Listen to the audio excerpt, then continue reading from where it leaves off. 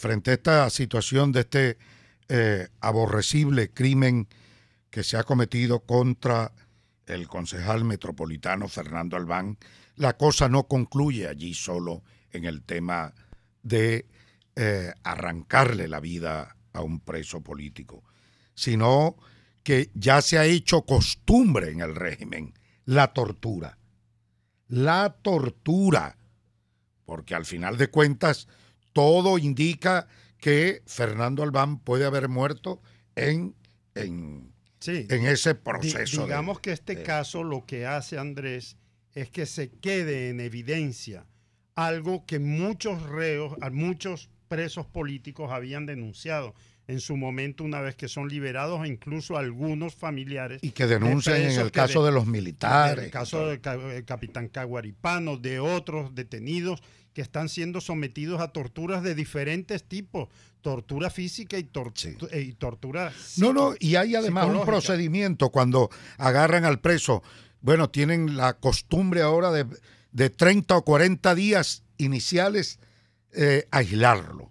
No lo puede ver la familia, no se sabe qué tipo de acusaciones le hacen, suspenden las audiencias en el tribunal, lo incomunican completamente, no pueden hacer llamadas, no dejan ni siquiera que los abogados conversen con el detenido, no se sabe de qué le acusan. Bueno, y si nos vamos al otro procedimiento, en los aeropuertos te quitan los documentos, el pasaporte, te dejan indocumentado. En las alcabalas, si hay un guardia que,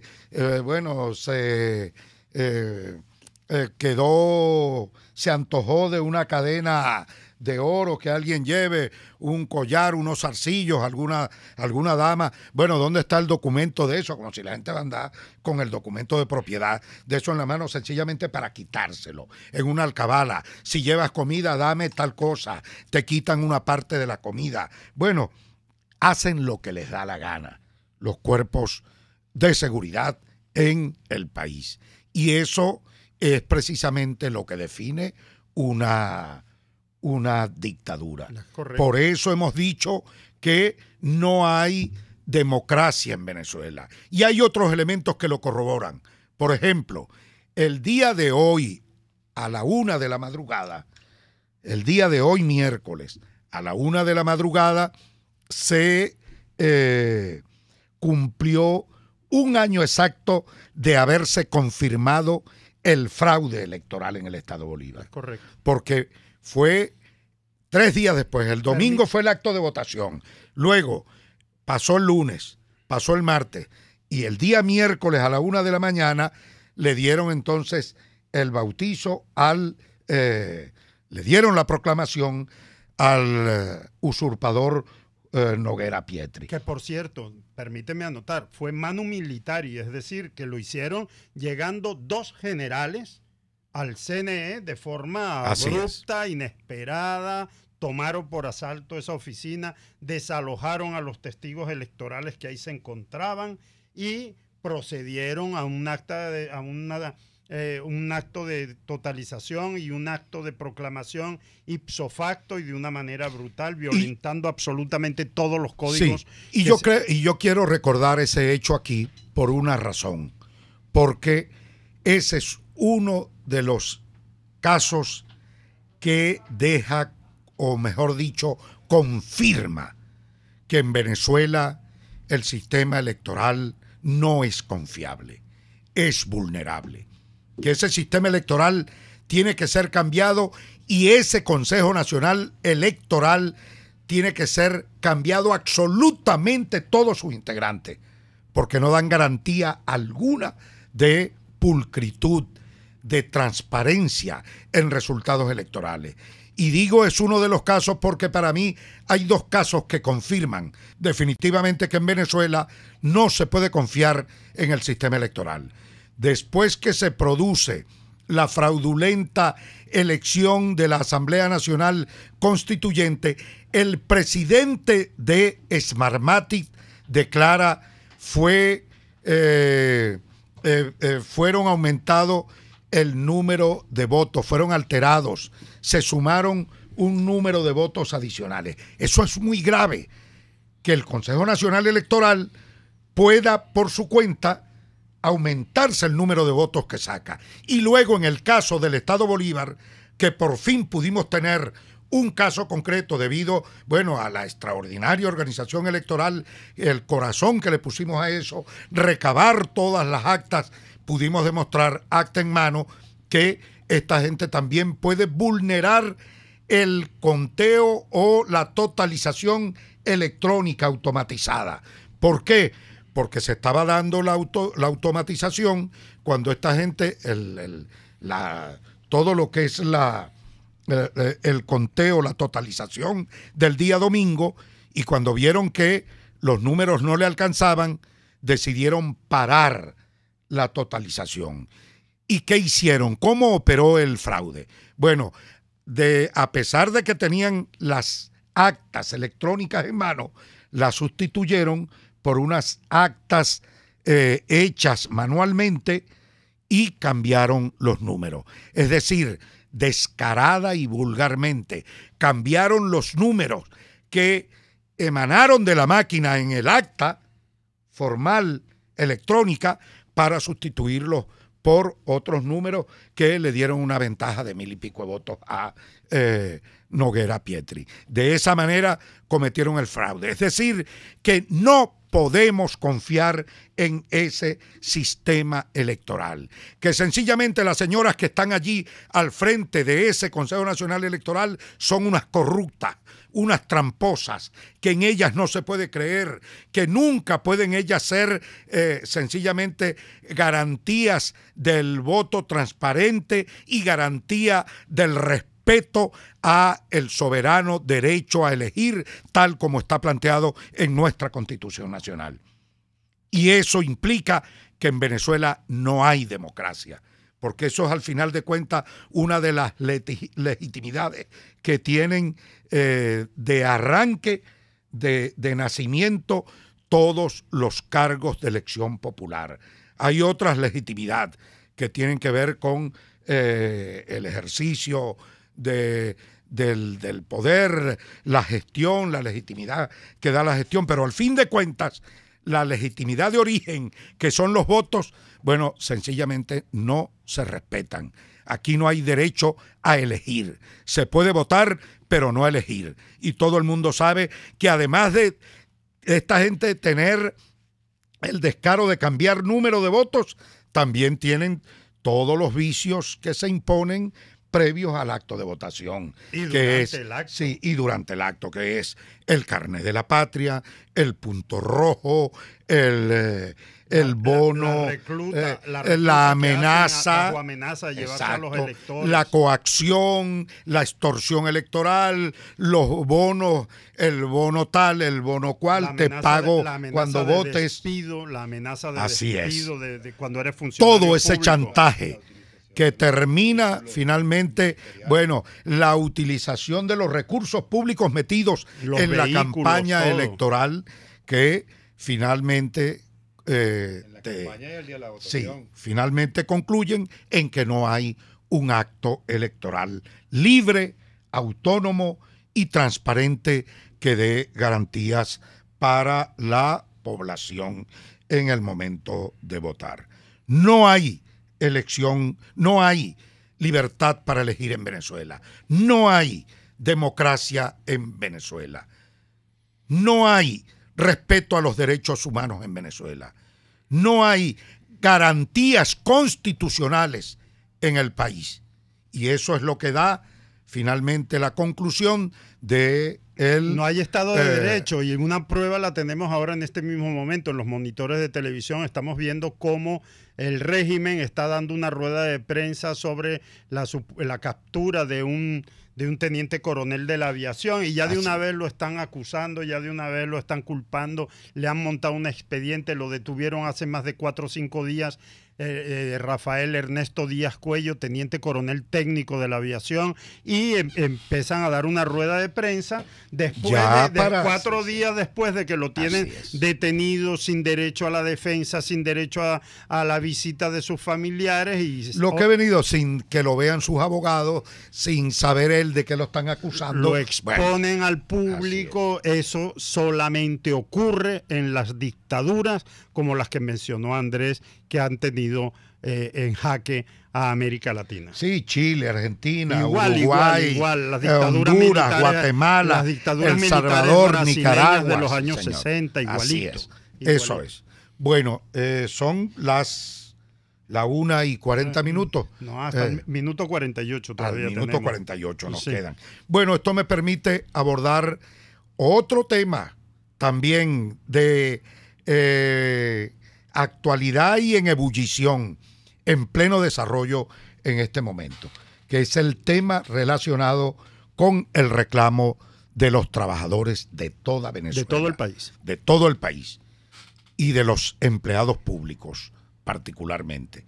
En el Estado Bolívar se firmó la semana pasada por parte de unos sindicaleros corruptos, esquiroles, arrastrados a la dictadura, bueno, con Delcy Rodríguez, muertos de la risa, sencillamente aparecieron en los medios de comunicación y en televisión firmando un acuerdo que, según ellos, iba a poner fin al reclamo de los trabajadores en el Estado Bolívar, sobre todo en las empresas básicas. Bueno, resulta que el Estado Bolívar sigue prendido. Así es. Los trabajadores siguen en la calle. Los trabajadores siguen reclamando el respeto a su contrato colectivo. Los trabajadores siguen exigiendo el respeto a sus tabuladores y a las tablas salariales. Los trabajadores siguen reclamando respeto a su dignidad, al derecho democrático de conocer previamente qué cosa se acuerda y qué no en su nombre. Y resulta que a espaldas de todos los trabajadores, sin que estos conocieran siquiera una letra del acuerdo que estaba firmándose con Delcy Rodríguez la semana pasada, bueno, sencillamente acordaron una bonificación que le van a dar mensualmente al trabajador, y que eso echa por tierra todo tipo de aporte que están establecidos en el contrato colectivo por tiempo de viaje, tiempo de comida, tiempo de descanso, horas sobre tiempo. Todo eso queda sin efecto de acuerdo a eso que se firmó. Razón por la cual, con toda lógica, los trabajadores sencillamente, con toda la legitimidad, salieron nuevamente a la calle, nuevamente a reclamar el respeto a su contratación colectiva. Porque ningún patrono, por muy dictador que sea, puede arrebatarle o vulnerar derechos consagrados, no solamente en la ley, sino en las contrataciones colectivas de los trabajadores. Por eso, nuestro apoyo incondicional a todos los reclamos de los trabajadores del país. Por eso, toda nuestra solidaridad a todos los trabajadores en Venezuela que están reclamando en este momento sus derechos. Y, bueno, en Guayana no podía ser menos, porque esos trabajadores toda la vida han sido no solamente un referente de lucha sindical y vanguardia de la lucha y las conquistas sindicales en el país, sino también un referente político, y en ese sentido, por mucho que el régimen haya querido mediatizar la lucha, sustituir las organizaciones sindicales, bueno, sencillamente allí están los trabajadores luchando sin descanso, luchando firmemente en su reclamo. ¿Y qué tendría yo que hacer como llamado en este momento? Al brindar toda la solidaridad que puedo a todos los trabajadores, es que una vez alcanzado el reclamo y el respeto que hoy se está solicitando para sus conquistas sindicales, los trabajadores no pueden voltear la espalda y sencillamente olvidarse de toda esta lucha y de todo el sufrimiento que el país está viviendo en este momento. Sencillamente porque Venezuela no vive en democracia. Y eso significa que mientras continúe este modelo que no respeta derechos laborales, que no respeta contratos colectivos, que no respeta el valor del trabajo, donde destruyeron el salario como valor de vida o como hecho social para la vida, que es un modelo de ruina, de pobreza y de corrupción, que mientras eso continúe, bueno, sencillamente los trabajadores no tienen vida. Y en ese aspecto la lucha no puede ser solo, es bien válida y bien legítima, pero no puede ser solo para reclamar lo mío, lo que me corresponde a mí, lo que me están vulnerando en este momento y que luego que lo consigo doy la espalda. No, tener claro también que aquí tenemos un compromiso con toda Venezuela, que tenemos un compromiso con el resto de nuestros compatriotas, que Venezuela tiene que vivir en libertad, que tenemos que vivir un compromiso con la democracia, con la Constitución, con la libertad.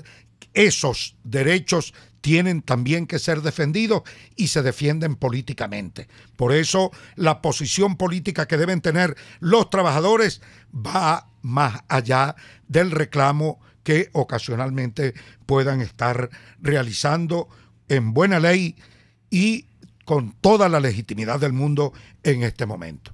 Bueno, vamos al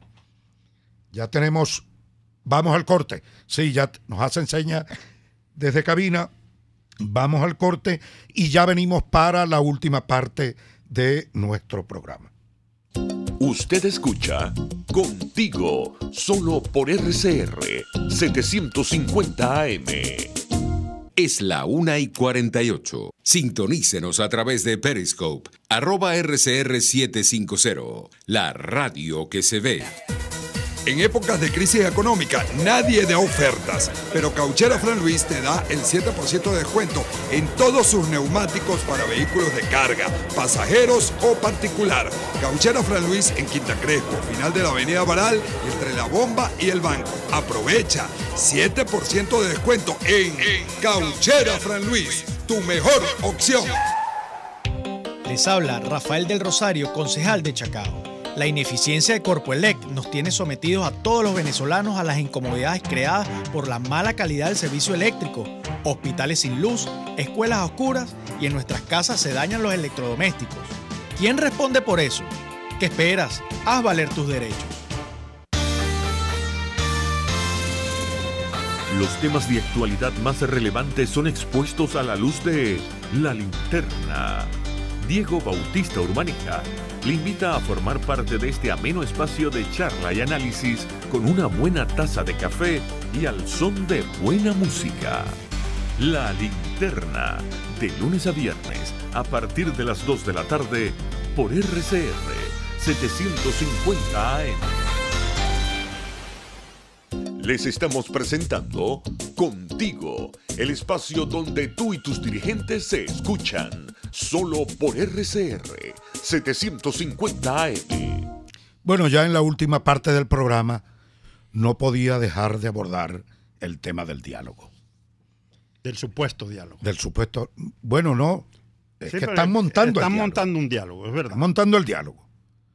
Y yo creo, para ponerlo en dos platos y como tiene que ser, hay dos posiciones en quienes dicen ser opositores al régimen de Maduro. Y lo quiero hablar con absoluta transparencia para que no quede duda. Dos posiciones. Hay un factor que dice ser opositor que quiere diálogo. Quiere sentarse que cree, ya. Quiere sentarse que cree ya. que el camino para salir de Nicolás Maduro es sentarse en una mesa para tener una salida negociada, como dicen ellos, una solución negociada.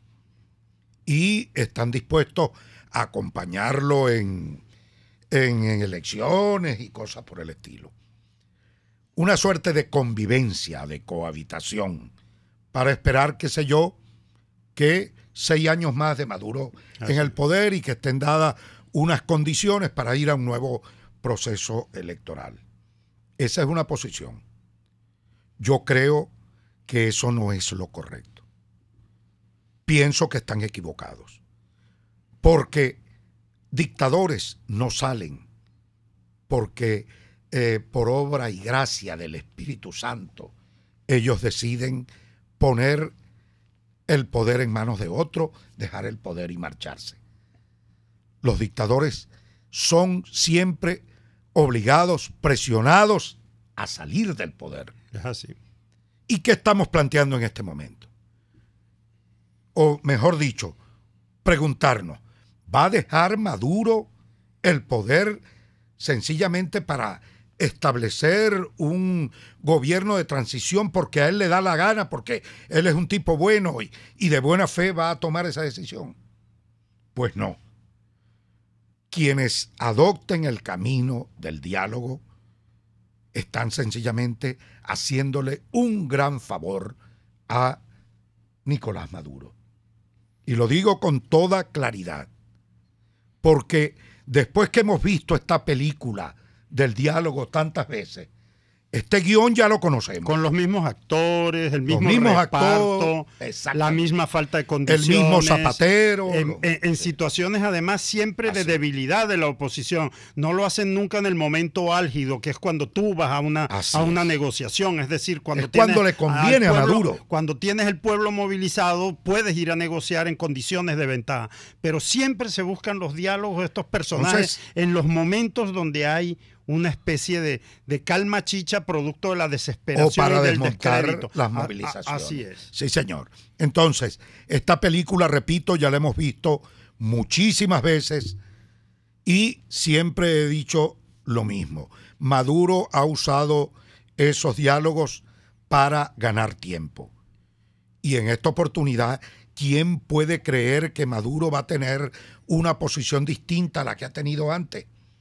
Si sigue siendo el mismo personaje que niega, un personaje que niega la diáspora, que la está viendo todo el mundo, esas cadenas humanas saliendo del país. Y él dice que eso no existe, que eso es un montaje. Que el pueblo no pasa hambre. Sí.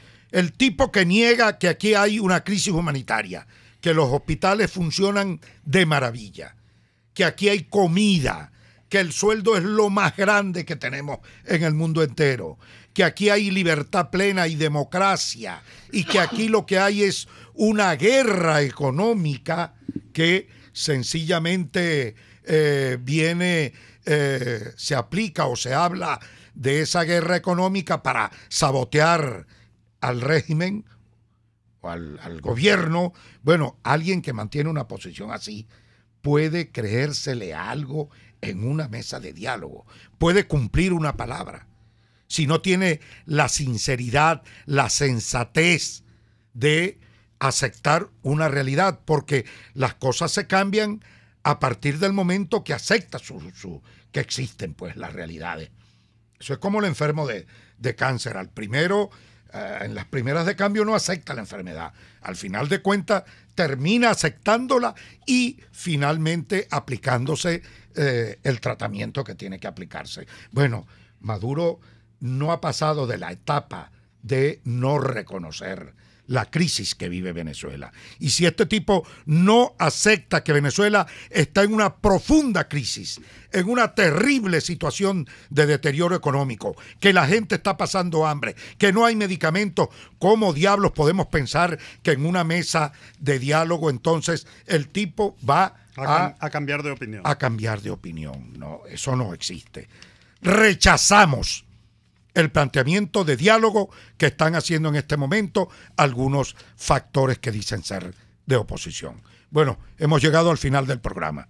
Queremos invitarlos a que continúen, por supuesto, en sintonía de la emisora y, por supuesto, para el próximo miércoles a la 1:00 p.m, contigo, Andrés. Y mañana Velázquez. Todos a las fiscalías del país a protestar el asesinato de Fernando Albán. RCR presentó Contigo, donde la pluralidad de pensamiento confluye. Solo por RCR 750 AM. RCR 750 AM, porque lo bueno une. El siguiente espacio educativo está dirigido a niños, niñas y adolescentes. Este programa es presentado por Galletas María Puig. RCR presenta Una Tierra Azul, esa pequeña roca suspendida en el espacio en la cual vivimos.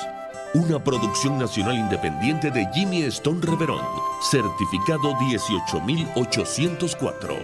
El delantero uruguayo del equipo Liverpool de la Liga Inglesa de Fútbol, Luis Suárez, le enseñó el dedo medio a los seguidores del Fulham tras la derrota de su equipo por 1-0. Y de inmediato fue sancionado con $31,000 de multa. ¡Wow! El famoso dedo medio de la mano. Tras la final del Super Bowl del 2012 en Estados Unidos, la cadena NBC se disculpó por el dedo medio extendido de la estrella pop Mia durante el show intermedio. Pero, ¿qué significa este gesto y cuándo se volvió una ofensa?